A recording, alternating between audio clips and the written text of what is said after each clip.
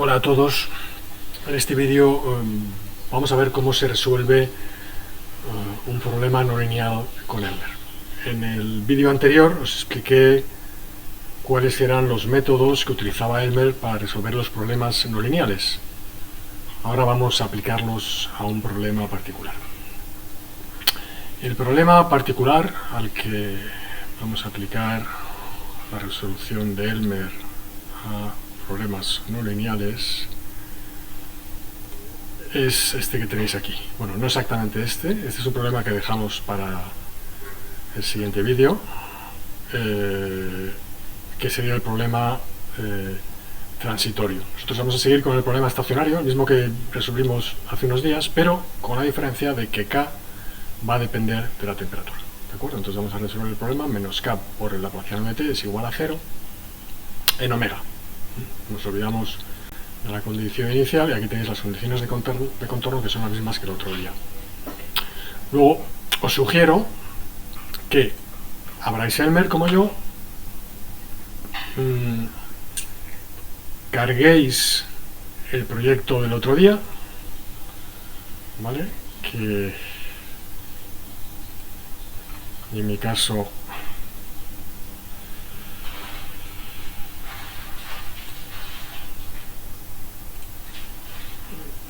le llamé Toy Glacier 2020, y con ese proyecto lo salvéis otra vez, es decir, lo abrís y ahora lo salváis, Save Project, pero con otro nombre distinto, ¿vale? Yo le he llamado Toy Glacier K Hielo.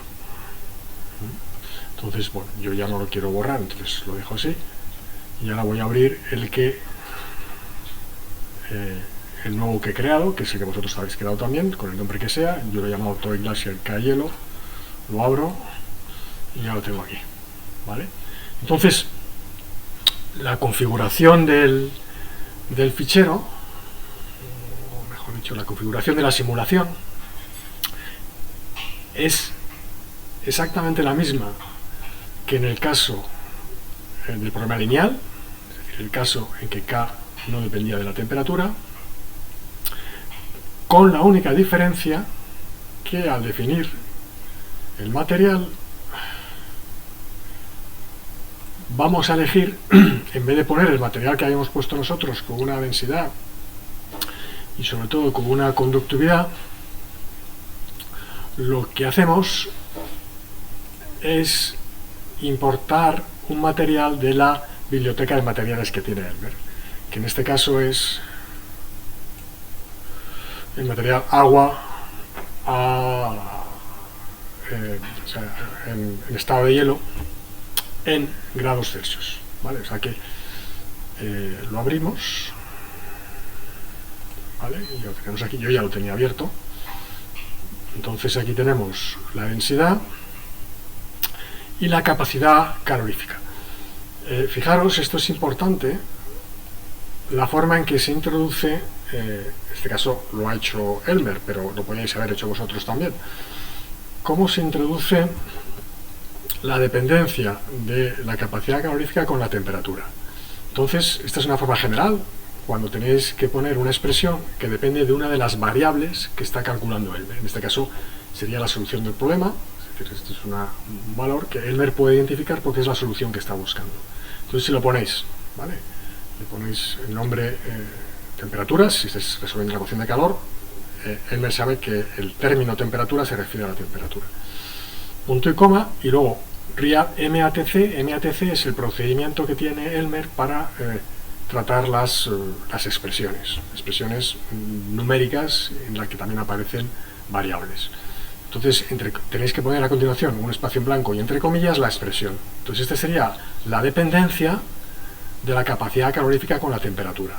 Fijaros, como hemos especificado aquí delante que es la variable es la temperatura, aquí no hay que volver a ponerlo, simplemente ponemos Tx, y Tx, donde aparece Tx es la temperatura, ¿de acuerdo? Fijaros que esta dependencia está preparada para meter la temperatura en grados Celsius, por eso en el nombre de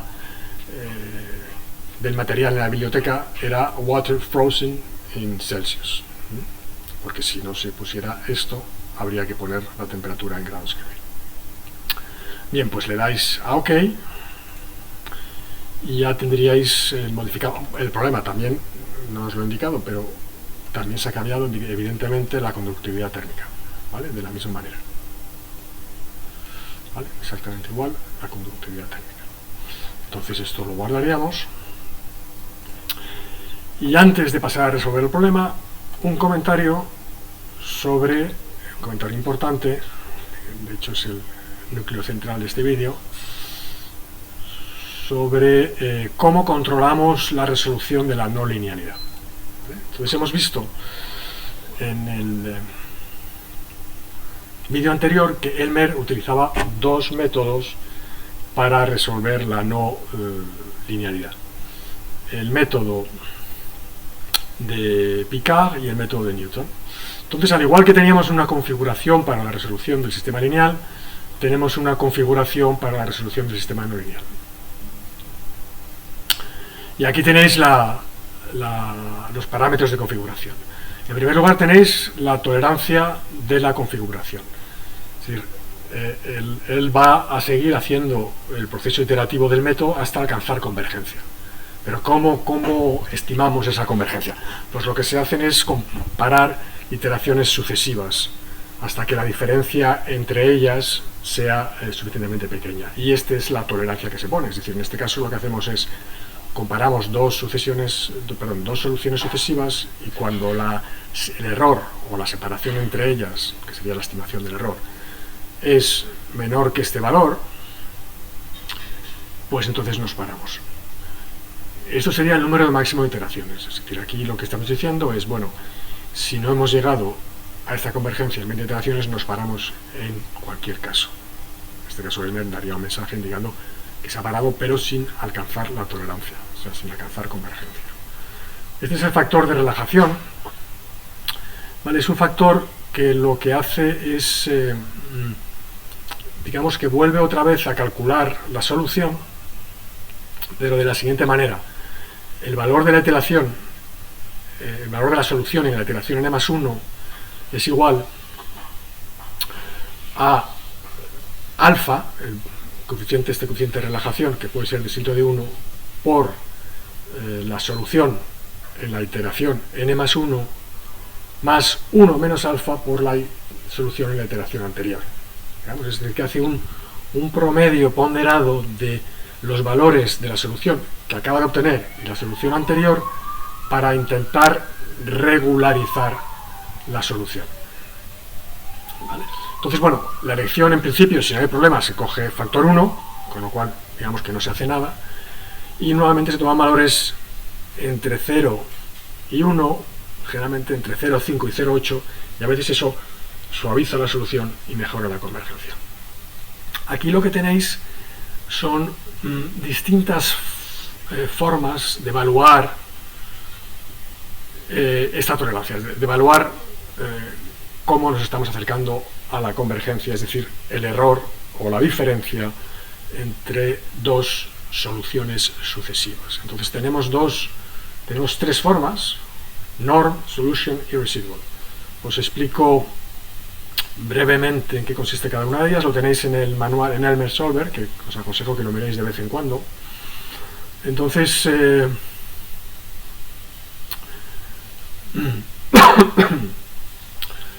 si vais al apartado 5.2, las palabras clave relacionadas con la resolución de sistemas no lineales, dentro del capítulo 5, Non-Linear System Options, que me parece que está en la página 33, tenéis la descripción de los tres procedimientos. Bueno, entonces norm, que es el que está puesto por defecto, más grande, es este que tenéis aquí. Lo que hace es calcula la norma del vector diferencia, perdón, lo estoy diciendo mal, la diferencia de las normas de dos soluciones sucesivas. Aquí estaría la solución de la iteración i-1 y la solución de la iteración i. Y la divide por la suma de las normas. Multiplica por 2 para que la división sea la media de las dos normas. ¿De acuerdo? Pues lo que hace es una estimación del error relativo, o si queréis, de la separación relativa entre dos iteraciones sucesivas. Pero claro, no es del todo exacto esta forma de medirlo, puesto que lo que estamos comparando es las normas de dos soluciones sucesivas. Sería más preciso el segundo método, que es el método solution, ¿vale? Que lo que hace es calcula la diferencia y luego halla la norma de la diferencia, ¿vale? Pues que claro, en este caso podría suceder, es raro, pero podría suceder que hubiera dos vectores con la misma norma, pero bastante distintos, ¿no? Es raro, pero podría pasar. En este caso no, en este caso es más preciso porque lo que estamos haciendo previamente es hacer la diferencia entre los dos vectores, calculamos esa norma y lo dividimos por lo mismo que antes para relativizar el resultado. Y luego el tercer método es el método residual, que lo que hace es calcular el residuo en la iteración i-1. Recuerdo que si tuviésemos la solución exacta, el residuo sería 0, y lo divide para relativizar por el término independiente. Bien, como os he dicho, Elmer utiliza por defecto NOR. Si queréis ser más precisos, pues conviene quizá cambiarlo por solution, ¿vale?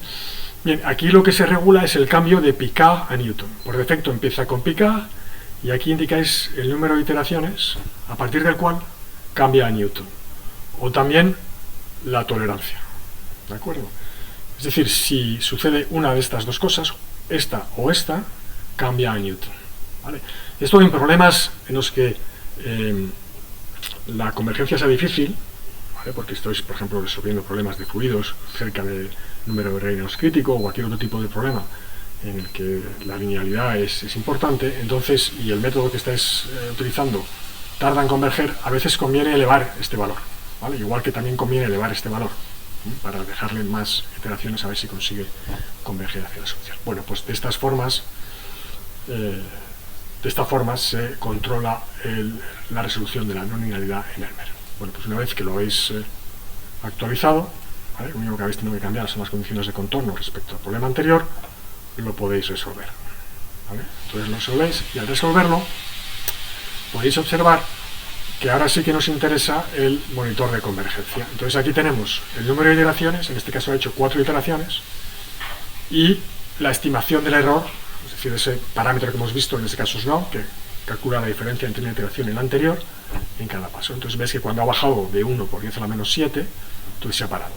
Aquí tenéis en el log también el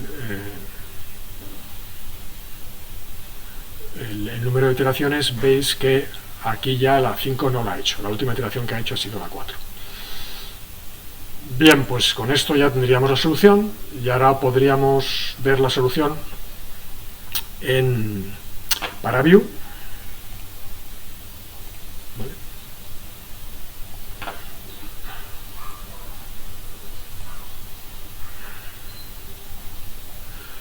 Lo abro aquí.